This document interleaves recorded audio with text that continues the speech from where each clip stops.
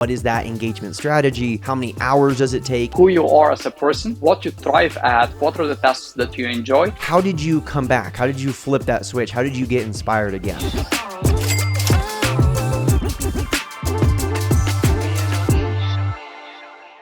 Hey there, what's up? And welcome to episode number 3 of the Social Media Moneymakers podcast, brought to you by Stan. Today, we're continuing the theme from the first 2 episodes where I'm interviewing another Instagram expert about his journey and his progression, not just in growing on Instagram, but in building a business. Today, none other than Marketing Harry will be joining the show to talk about overcoming burnout, how to make over $1,000 on Instagram with less than 1,000 followers. He's going to talk about dealing with imposter syndrome, which everyone across the board deals with at some point when growing on social media. And we're even going to talk about what we both believe most people are doing wrong when they're first getting started building a business on Instagram. You'll get to hear Harry's full story in just a second, but I think he's a really great person to listen to because he offers a unique perspective in that he's not from the US and he just started building his Instagram presence in 2020. Also, before we get into the actual interview, I wanted to take a quick second to say thank you so much for the outpouring of love and support that I've received for this podcast. I've received so many comments and direct messages and even a handful of reviews, which is really awesome because I haven't asked for any reviews. So I wanted to give an extra shout out to those of you who have left a review or a rating on whatever podcast app you listen on. It really does go a long way in helping the podcast reach more people and get recommended on whatever platform it is that you use. But the real reason that I wanted to bring this up was not just to say thank you, but I wanted to acknowledge that I'm listening and taking your feedbacks to heart. One message in particular stood out in which the sender said something along the lines of, "The show name is Social Media Moneymakers, so I would appreciate it if we dived even further into the actual money-making principles and practices that these content creators used. It's great to learn about their journey and see where they started, but also the name of the show is Social Media Moneymakers, and I thought this was such a great feedback, and the person was right. We should talk a little bit more about how these people are actually making an income, their different income streams, in what order did they build them, so on and so forth. And so in today's episode, Marketing Harry and I are definitely going to talk more about how he built his business, in what order he built his business, and not to spoil anything, but I think that's one area that Marketing Harry did really right, and I think a lot of people get wrong because they do what's easy rather than what's going to give them the best results in the long run. So I'm really looking forward to sharing this interview with you. I hope you enjoy it. Again, please let me know. You can shoot me an email, you can send me a direct message, you can leave a review, any sort of comments, questions, concerns, or suggestions are greatly appreciated. Thank you so much for listening. Don't forget to follow so that future episodes automatically download for you. We come out with a new interview every single Monday, and so that way you don't have to worry about catching a promotion on my Instagram. You will just automatically have the new episodes ready and available as soon as you open your podcast app. But thank you so much, and without further ado, here's the interview. Harry, Marketing Harry, welcome to the Social Media Moneymakers podcast. How are you doing? I'm doing phenomenal. Thank you so much for hosting me, Brock. I know that our relationship has been ongoing for a few years, so speaking to you on this podcast is a dream come true. Well, I'm really excited to have you, and I feel like a broken record with our first 3 guests, but you are truly such a kind individual. Like, if anyone I've worked with in this space online, you are always so generous. You are always so thoughtful and so kind. So I'm really excited to have you on the podcast today. I want to start by addressing where you're from, because of course we often talk about your journey and where you got started, and I think a big part of that is where you're from. So I know we were talking off air, you're originally from Bulgaria, living in Finland right now, and English is not your first language, correct? Absolutely. Gotcha. So growing on Instagram, how did you decide then? Because on your Instagram, you call yourself Marketing Harry, so you have kind of like Englishified your name, and you all of your posts are in English. So how did you decide what language to use on Instagram? Absolutely. So my full name, for those who don't know, is Hrabran, and that name actually means bravery in my native language. But because it's so unique, even in Bulgarian, everyone except my mother calls me Harry. And that's where Harry comes in, and that's how that alias actually became part of who I am as an identity. Now, when it comes down to the language choosing, because I've worked with so many different people from 6 out of the 7 continents, I like to say that only the penguins from Antarctica are still not my clients. I've quite often experienced this question: should I create content for my local audience, or should I create content for the international audience? And I believe that we're so blessed with the opportunity to reach a global audience on Instagram. The algorithm isn't really incredibly localized, such as the algorithms on platforms such as TikTok. So we really have the opportunity to create content for as wide or as a narrow audience as we'd like. For me, because before I started my Instagram journey, I had already established my agency on a local level and I've seen my local opportunities. I really wanted to try being a smaller fish at a bigger ocean to see what it's like. And I already had quite a few clients which were international even before my Instagram presence. So it was the most logical next step, not to really try limit myself, but rather to try to grasp as big of a piece of the pie as possible. That makes sense. And from my understanding, I'm not a linguistic expert or anything like that, but I think English is the most common language, or at least second language. I don't think it's the most spoken language, but I just like in my own travels through Europe and overseas, I feel like English is kind of like the default common ground language for whatever reason. So do you think that people should stick to one language on their Instagram? Do you think, because I've seen people do the kind of thing where they'll do their caption in one language and then the bottom half of their caption will be in a second language. I've also seen people kind of flip back and forth between languages between each post. What are your thoughts around, just how to balance out bilinguality or being able to speak even more than two languages? Yeah.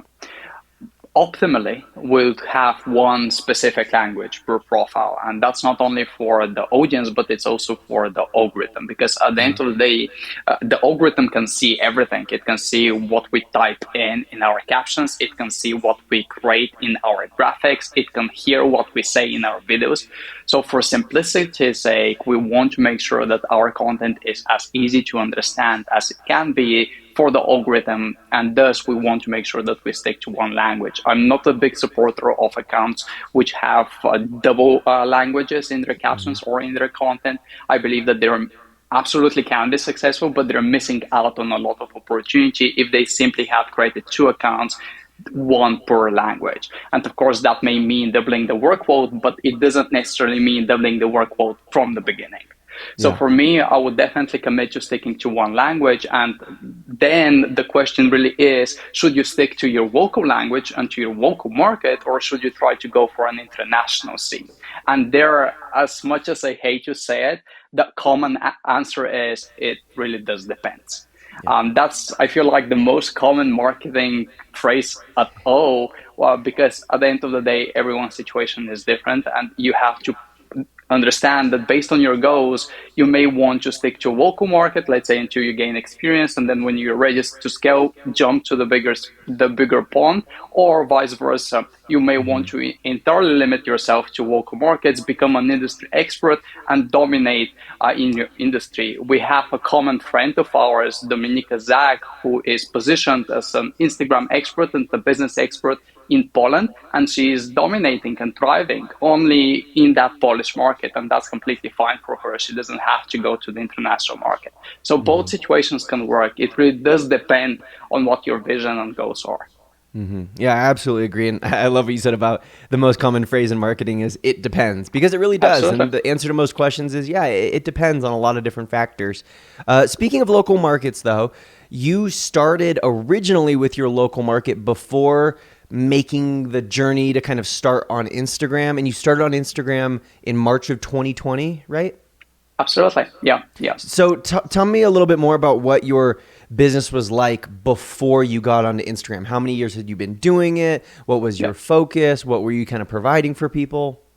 Absolutely. So I began as a freelancer close to a decade ago. I was still a teenager and I was always entrepreneurial. I was raised in a family of entrepreneurs. So I always knew that I wanted to create a business, to start a business, to do something of my own. I wasn't really quite sure what I wanted to do.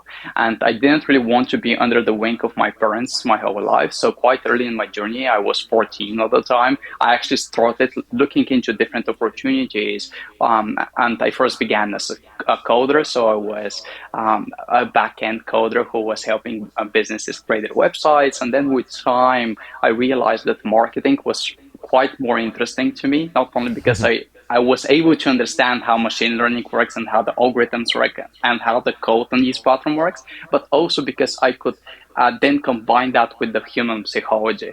Because I genuinely believe marketing is 80% psychology and then 20% understanding the technicalities. So for me, marketing was a match made in heaven between the data-driven aspects, the coding and the algorithm aspects, and then the psychological aspects. So 10 years ago, I began as a freelancer. Then from a freelancer, I actually started hiring people. So I created a boutique agency. And ever since then, 8 years ago, I actually have been having a social media marketing agency. Gotcha. Very cool. So over that time, just kind of growing in local markets, but were you using social media heavily at that time, or was it really just like word of mouth, recommendations, and that sort of thing? Yeah. So originally, I didn't use any social media platforms at all. I began as a freelancer. I was on Upwork and Fiverr. So I started scaling, utilizing these platforms. And then I heavily utilized word of mouth marketing. My whole belief system is centered around always give more value, and then it will come back to you. So that's the reciprocity principle if you start thinking about it from a psychological stand of view. So for me, it really was about making sure that I always give more than I expect, and then everything else would happen organically. And that's exactly what happened. That's how I started working with companies such as UNICEF, FEMA, Cambridge Quoting. And then from that point onwards, once I started feeling more and more confident in my abilities, I then began working on my social media presence because I knew that I had a lot of experience that I could share with people and potentially help them. Gotcha. Okay. I want to put a pin in the entrepreneurial family because I want to come back to that and talk about that. But let's talk a little bit more about when you actually first got started on Instagram with the account that you have today. I believe you started it in March 2020, and obviously that was a time that kind of stands out in a lot of people's mind. That's when the world shut down. And so was your Instagram born out of necessity? Like, was this something that you needed to start to keep your business alive? Was this something that you were like, hey, I can't work, I can't go out, I can't leave the house, so if I'm going to stay home, I might as well post on Instagram? How did you initially decide to start this Instagram account? Yeah. So I actually had the original idea of starting my social media presence in November of 2019. So before I actually began my Instagram profile originally, I actually began working on planning, strategizing, making sure that my presence had a vision moving forwards. And then from that point onwards, when COVID actually struck, I then had the biggest push to actually realize my dream, because I found out that I had spent 5 months completely stuck. I didn't execute on anything. I was just in a state of limbo of over preparing, making sure that everything is perfect, and it never was. So for me, I was stuck in that procrastination journey. I had that procrastination monkey on my shoulder, so I felt stuck. And COVID actually gave me the push to realize my dreams, which have always been to teach and to share, because generally that's what makes my brain tick. For me, teaching, speaking publicly or on podcasts such as these ones, and really sharing what I know is not only a way to solidify my knowledge, but it's also a way to give back and to really create a domino effect in my industry. Nowadays, I don't really care if I have 400,000 or 500 or 600,000 followers. It doesn't really mean that much. But when I see a client or a student of mine get those first 10,000, 100,000 followers, that really makes a difference for me. And that really motivates me. I love that. Let's talk more about that entrepreneurial family that you were raised in. Tell me more about your childhood. Tell me more about the family business or businesses. I'd love to hear more, because I was also raised in an entrepreneurial family, and I know it's something that I get asked about a lot, and it's rare that I meet other entrepreneurials who can kind of say like, yeah, I was raised in an entrepreneurial family as well. So I'd love to hear more about what it was like growing up. Absolutely. We had traditional businesses. So we had real estate business, a car wash business, and I was always and constantly in the midst of things. Mm. So I remember quite vividly every time that I wasn't at school, I was with my mother or my father at their businesses, and I was having conversations with our employees. I was having conversations with our customers. I was working. So we had a car wash business, and I was cleaning cars when I was 7 or 8. And then I started realizing that if I speak with customers, if I set right expectations, and then if I deliver, I would get tips. So quite quickly, I started developing the business mindset within myself. So I definitely believe that that gave me a push later on, and that made me understand how businesses actually operate. Hmm. On a foundational level, of course, I didn't really understood the gritty, nitty details. Yeah. But then later in my childhood, I actually everything changed for me. My parents had a divorce, and that really spiraled out of control for me. So I had a really rough patch in my preteen years and then in my teenage years. So for me, then business became the savior. That Mm. was what I was able to do in order to really take my mind off any issues that I had. So that was the thing that really motivated and built me up as a person. Those early memories that I had of a Hmm. really nice childhood Yeah. spent with my parents in their businesses. Yeah. Wow. That's a powerful story. Do you feel like your parents were like teaching you things intentionally, like sitting you down and Harry, here's the thing that you need to learn and giving you principles, or was it kind of just they were running their business and because you were around them and around the customers, you kind of learned just kind of by observing?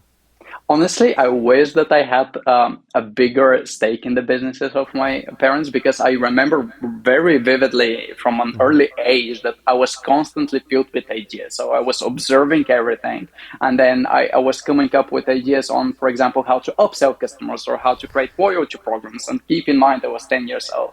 So for me, that's when I started developing the skill sets of observation, listening, and being mindful, which to this day I still believe is one of the most foundational skills for a business as well as for a social media Gotcha. profile. Yeah.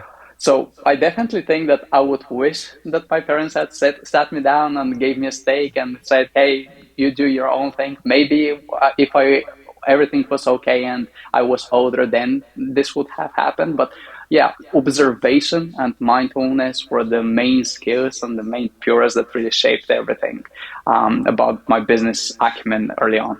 Gotcha.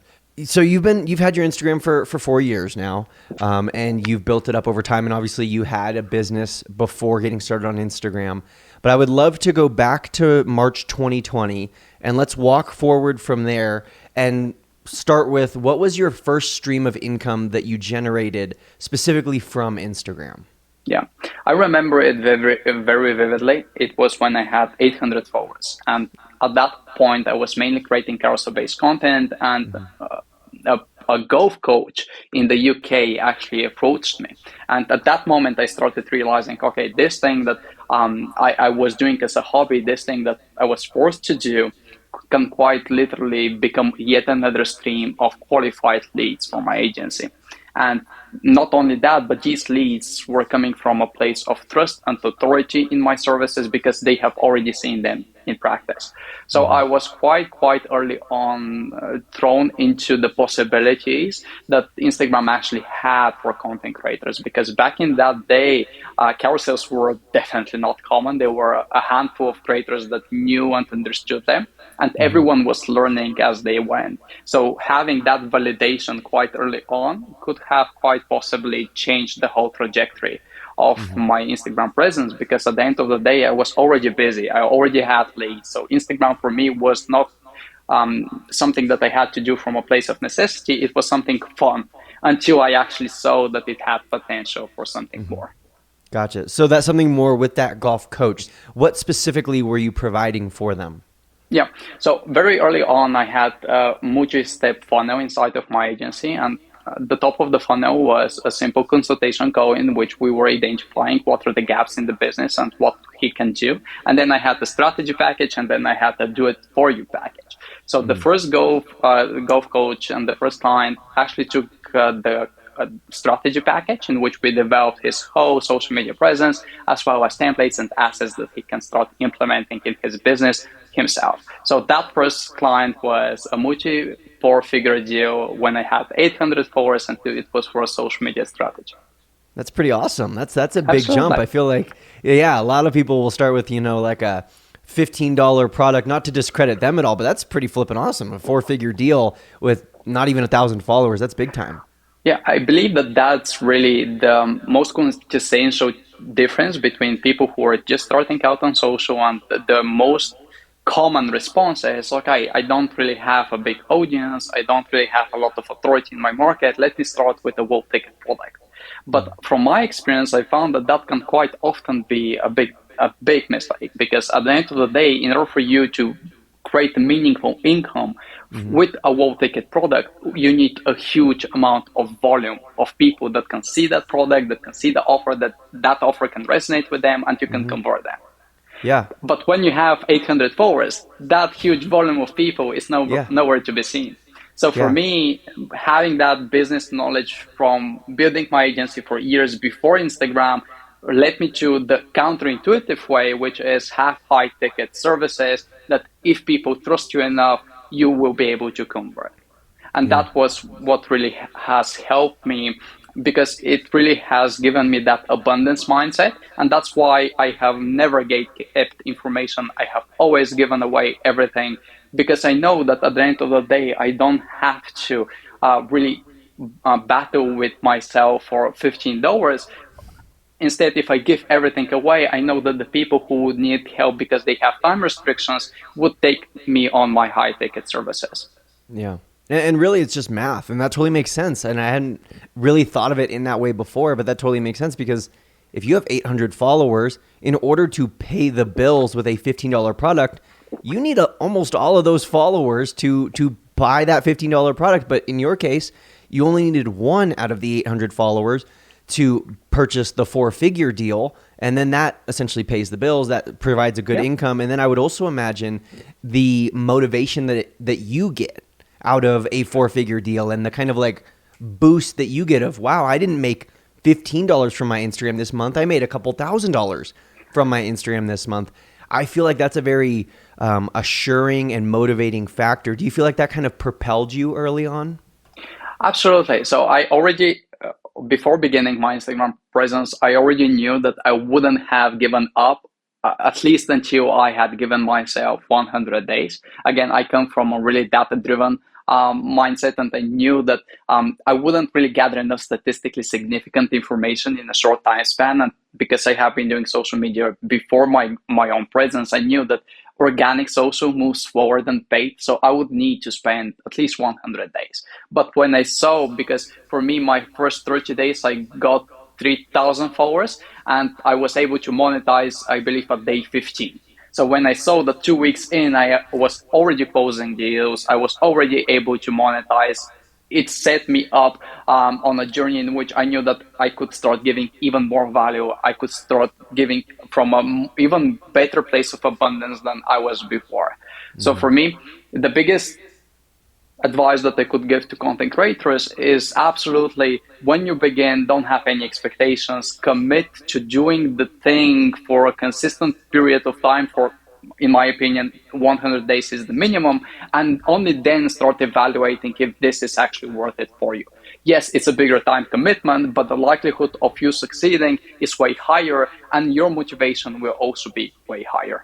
Yeah, that's really actionable advice. I appreciate that. So let's really break this down. So you have, in the first 2 weeks, first 15 days or so, you have about 800 followers. How frequently are you posting at this stage? Yeah, it was absolutely daily posting. It was daily engagement, so it was quite intensive. And we also have to be mindful that the supply and demand, or the content saturation at that moment, was also quite different on Instagram. Totally. So I had a lot of push, and then so at day 15, I had around 800 followers. At day 30, I had around 3,000 followers. And at day 52, I had 10,000 followers. Wow. And from that point onwards to 5 months in, I had around 50,000 followers. And the first year, I was around 100,000 followers. And since then, it has been exponential.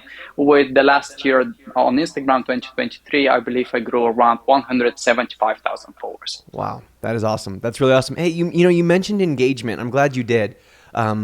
Because I can't make a post on Instagram without there being a 2 to 3 sentence thoughtful piece of engagement, like a thoughtful comment from you on the post, which I always really appreciate. It's never self-promotion. It's always something that's thoughtful. It's addressing the post. And so when you said early on you were posting daily and engaging, was that the kind of engaging you were doing? Can you walk me through like what is that engagement strategy? How many hours does it take? Is it always you doing the engagement, or do you have team members who help you with that? I'm super curious about this for you.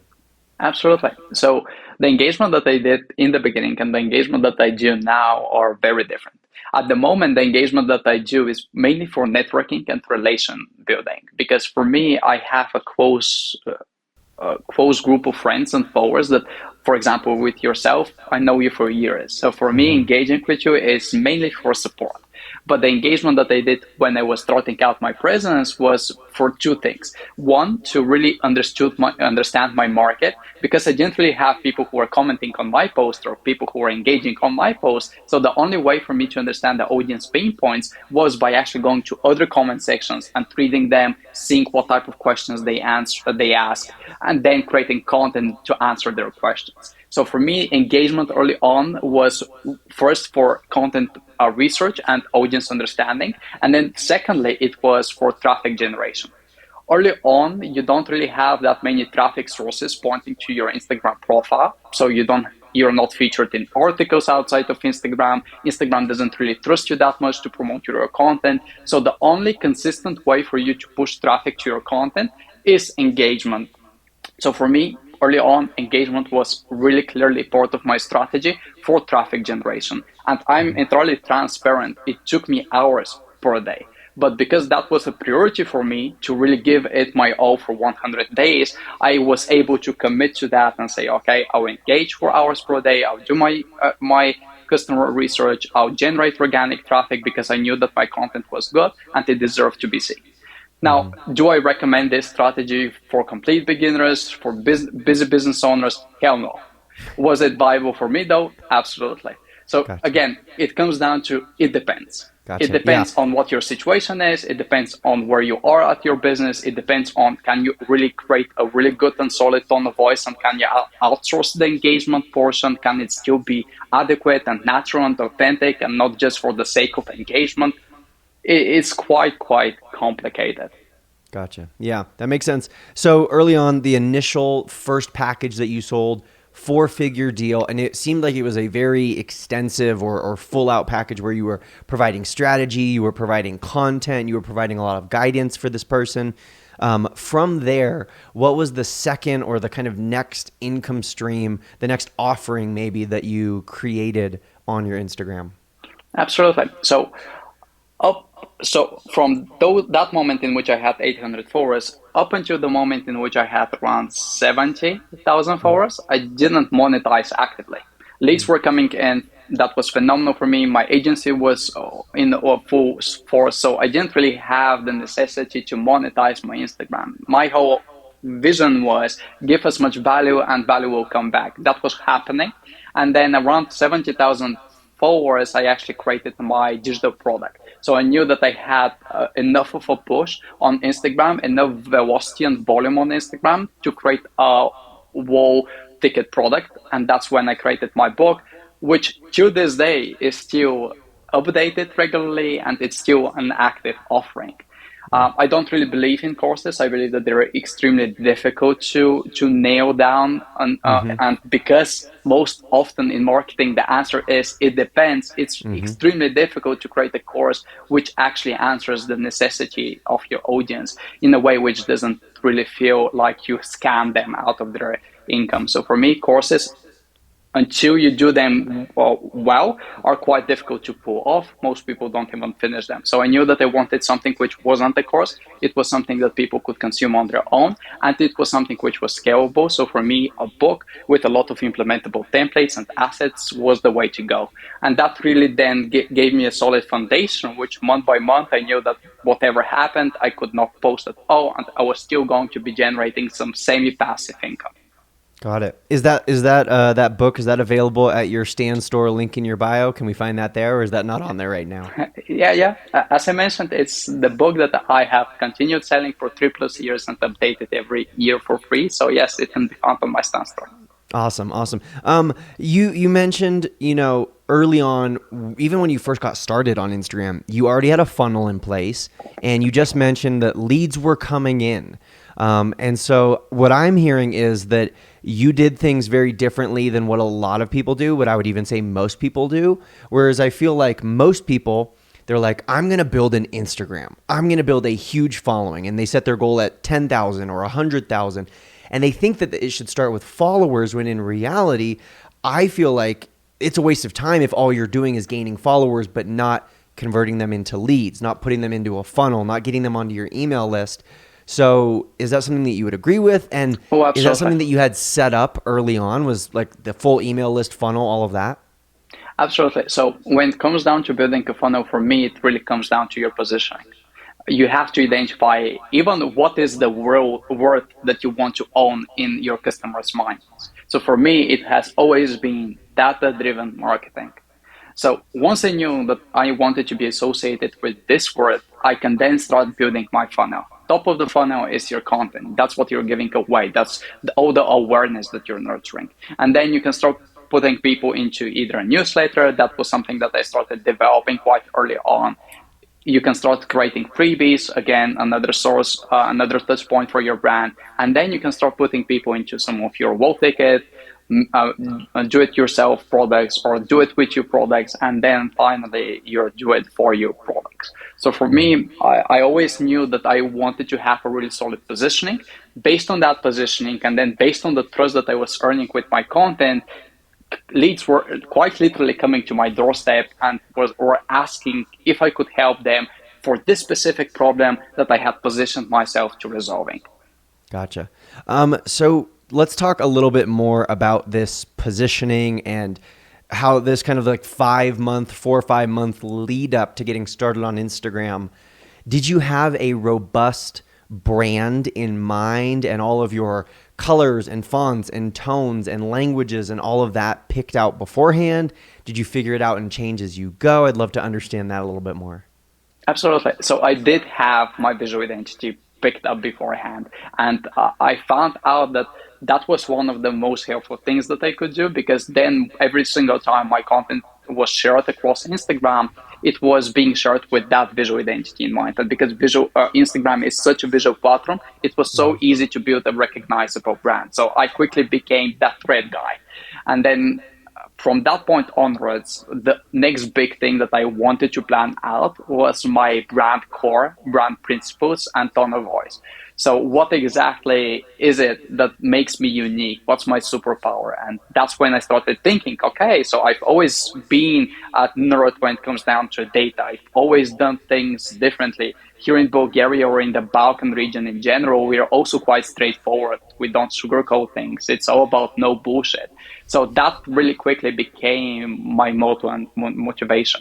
Now, I would completely lie if I said that I have stuck with my brand from day one. In fact, I have done several rebrands, because at the end of the day, a personal brand is a person.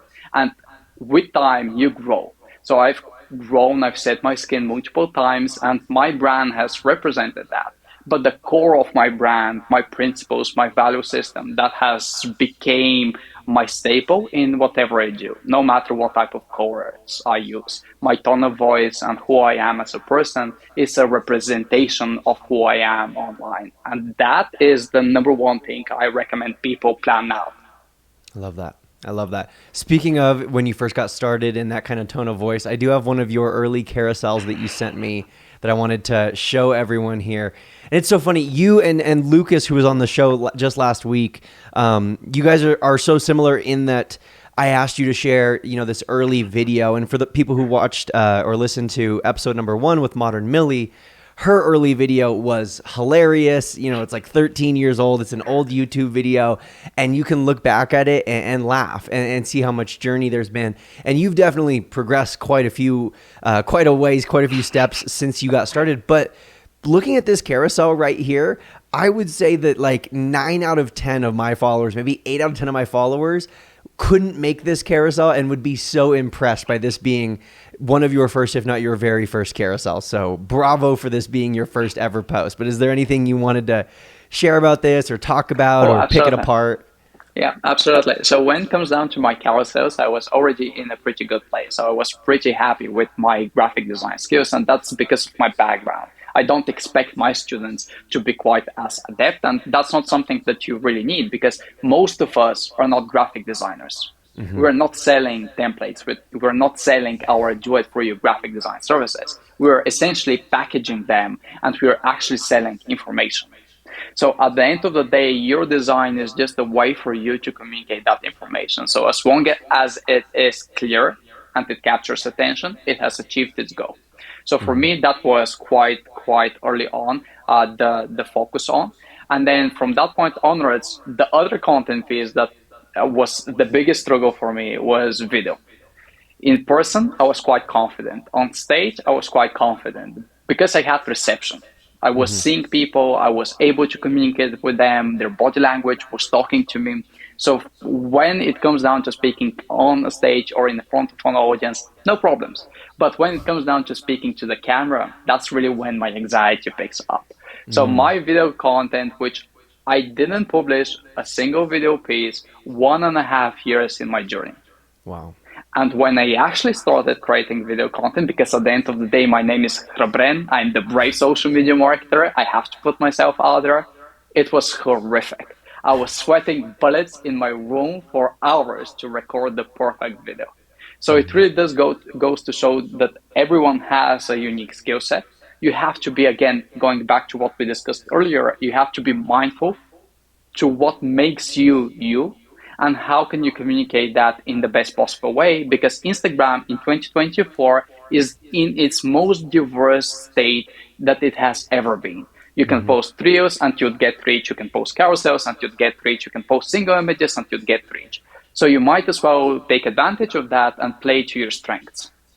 Yeah, I absolutely agree. And I remember when you first started posting videos, and it's been really awesome to see your journey and your progression.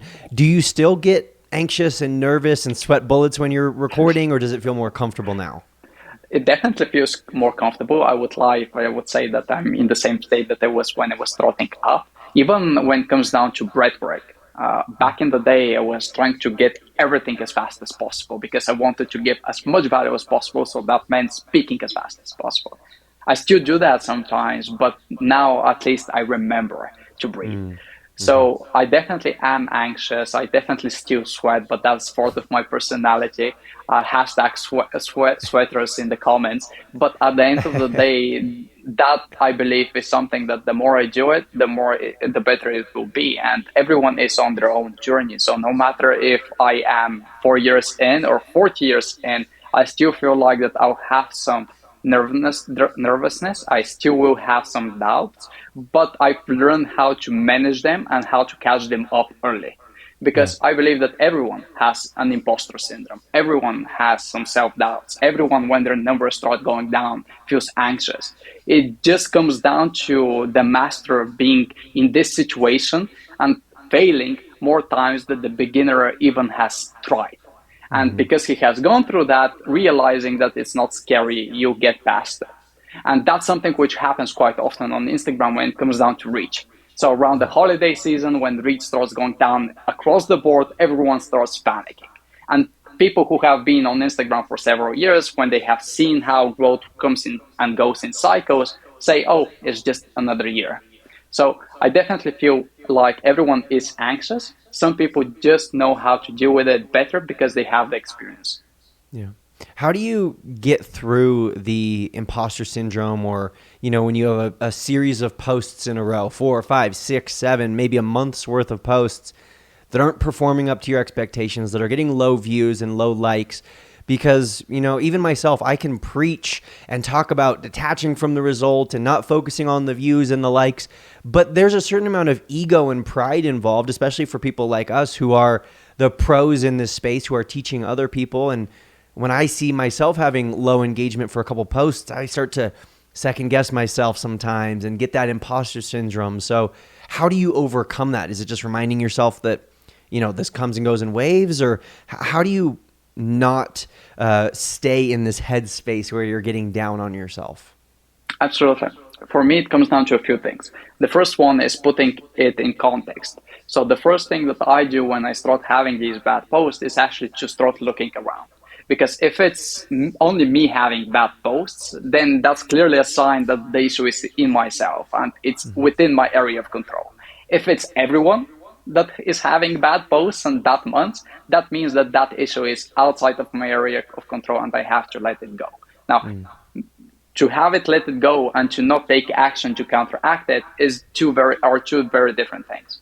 For me, the next step after looking for context is really taking my mind off the issue and exploring different new fun activities. So for example, when Instagram reaches low, I jump on Threads, I jump on LinkedIn, I jump on my newsletter, and I start focusing on that passion project of mine a little bit more. So for example, on Threads, I've grown 10,000 followers in the last 30 days, and that for me has been incredibly fun format to explore.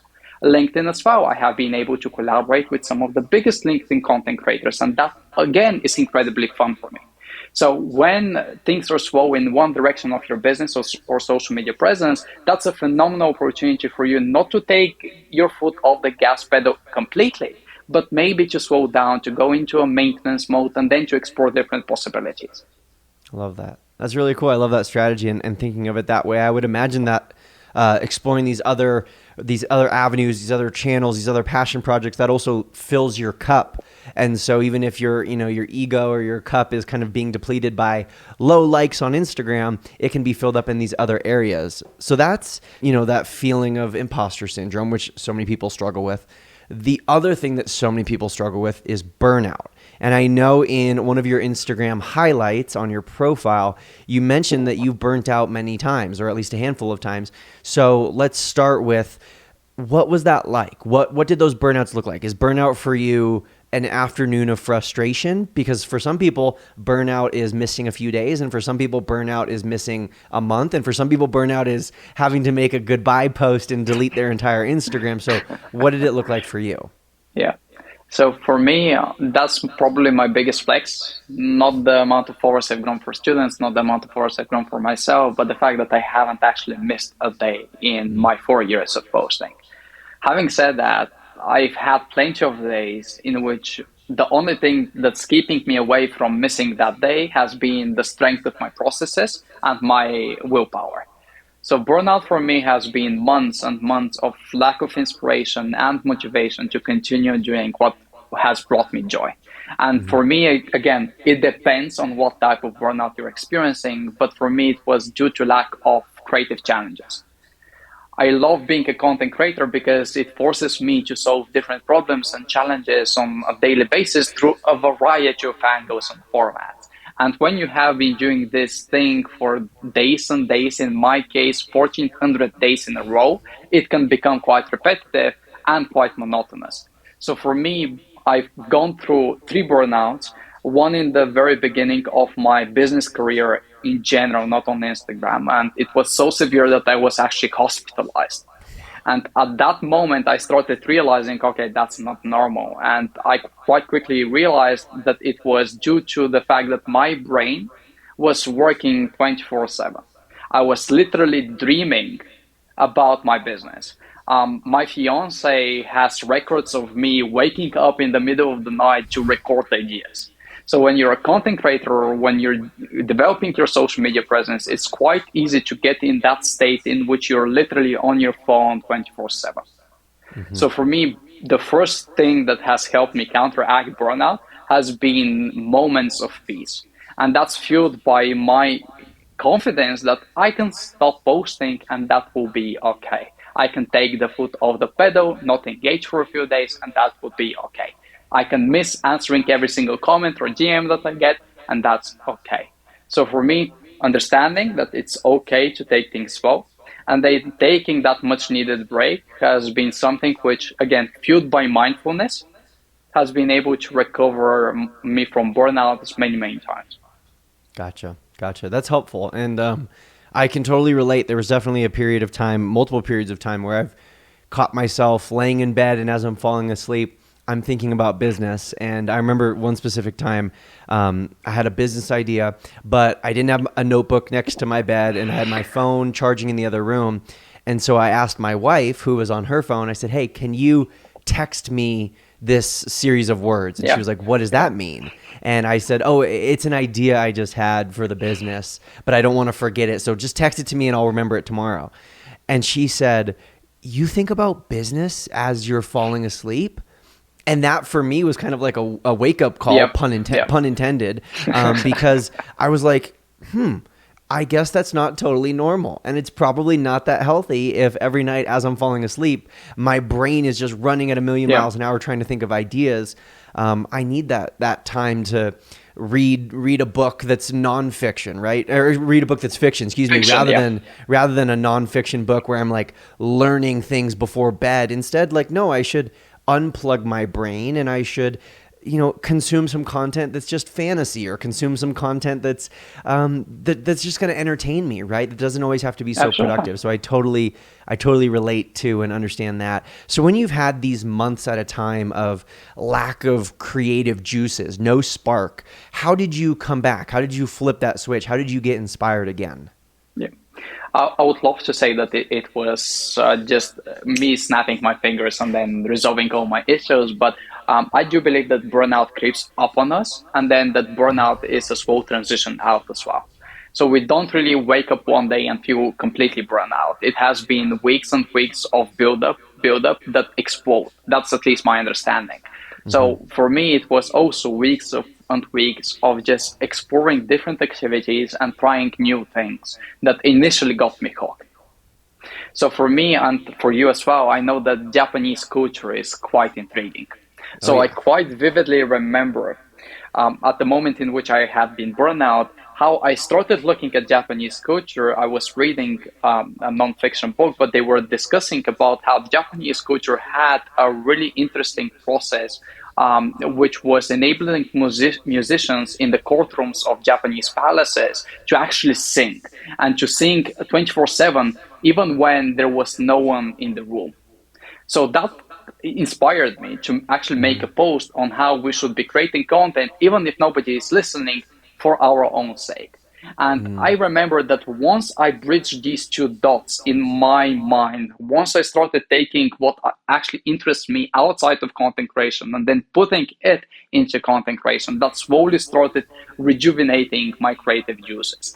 So that's definitely one thing that I would recommend to people, and that's to look into what really makes you happy in your day-to-day, and look for gaps and bridges that enable you to connect the dots and to really merge your interest into one. Because not only will you show up more authentically to your audience that way, but also you'll be able to really take the joy and spark from something else in your life and transfer it to your content creation journey.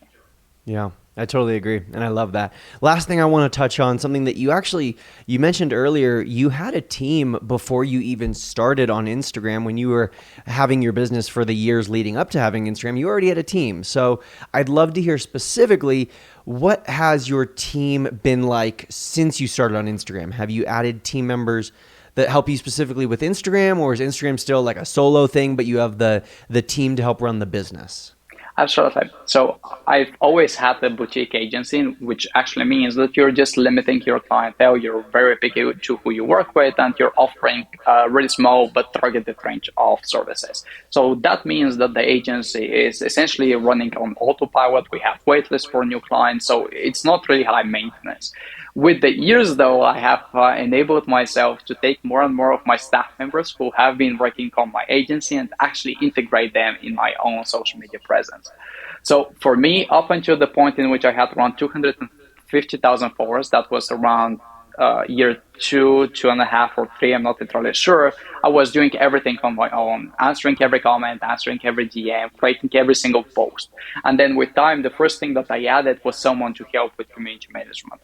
Because when you receive hundreds of comments per day, that becomes quite a big issue. So for me, someone to help with community management, to make sure that I don't miss any important messages, any questions from my audience, was pivotal. And then from that point onward, I started looking at other bottlenecks in my journey. And for me, that has been content creation, and more specifically, graphic content creation. I enjoy creating graphics. I still do probably 60% of all content that people can see on my page in terms of graphic content, but it takes so much time. So I have someone who lays the foundation for me, and then I just have to put the final touches the way that I like them. And for me, again, that's really essential to understanding who you are as a person, what you thrive at, what are the tasks that you enjoy, and finding ways to actually help you focus on what you love and then neglect what you don't like. There's a really good process for that. It's called the Eisenhower Matrix that I recommend everyone doing, because it will enable you to identify what you should delete from your schedule, what you should delegate, and where you should be focusing.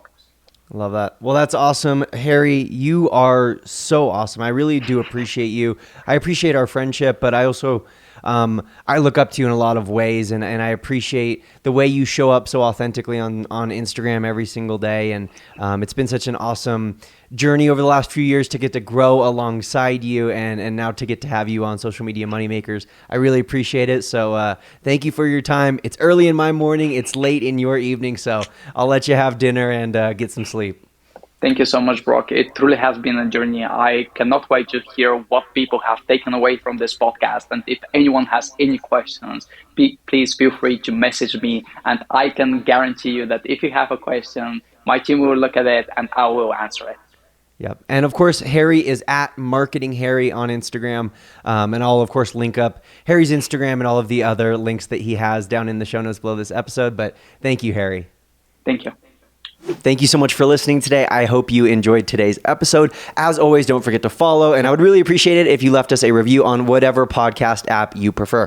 Make sure to stay tuned for next week's episode, where I will be interviewing a creator who has almost 1 million followers over on TikTok and has amassed over 1 billion all-time views. Super excited for that interview. I'll share it with you next Monday. But until then, keep crushing it.